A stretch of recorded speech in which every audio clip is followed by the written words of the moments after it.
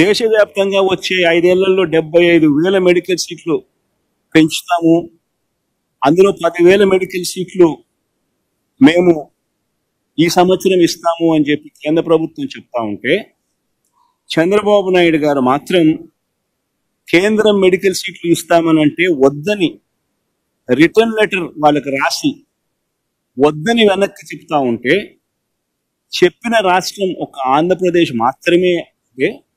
మరి ఈ మనిషి ఏం సాధిస్తా ఉన్నాడు? ఇది విధ్వంసం కాదా అని అడుగుతా ఉన్నా. భావితరాలకు మంచి చేసే మెడికల్ కాలేజీల సీట్లు మాక్సిమం ఎన్ని వస్తాయో మన రాష్ట్రానికి తెచ్చుకుని ఎంతమందిని డాక్టర్లను చేయగలిగితే అంతమంది డాక్టర్లను చేయాలని తాపత్రయపడకుండా, వాళ్ళు సీట్లు ఇస్తాము, దేశం మొత్తం మీద 75,000 సీట్లు ఇస్తాము 5 ఏళ్లలో, ఈ సంవత్సరం 10,000 సీట్లు ఇస్తామని చెప్తా ఉంటే, మా రాష్ట్రానికి సీట్లు అవసరం లేదు అని చెప్పి లేఖ రాస్తా ఉంటే, ఇది ఇంతకన్నా విధ్వంసం ఏదైనా ఉంటుందా అని అడుగుతున్నాను. పిల్లల జీవితాలతో 9 నెలలు చంద్రబాబు గారి ప్రభుత్వం చేసిన విధ్వంసాలు నిజంగా అన్ని కావు. నేను చదువుతా ఒకసారి. ఈ 9 నెలల్లో చంద్రబాబు నాయుడు గారు ఎన్నెన్ని విధ్వంసాలు చేశారో ఒకసారి మీరందరికీ కూడా ఆలోచన చేయమని కోరుతా ఉన్నా. పిల్లల్ని బడులకు పంపేలా తల్లులను మోటివేట్ చేస్తూ తీసుకువచ్చిన అమ్మఒడి పథకం ఆపేశారు.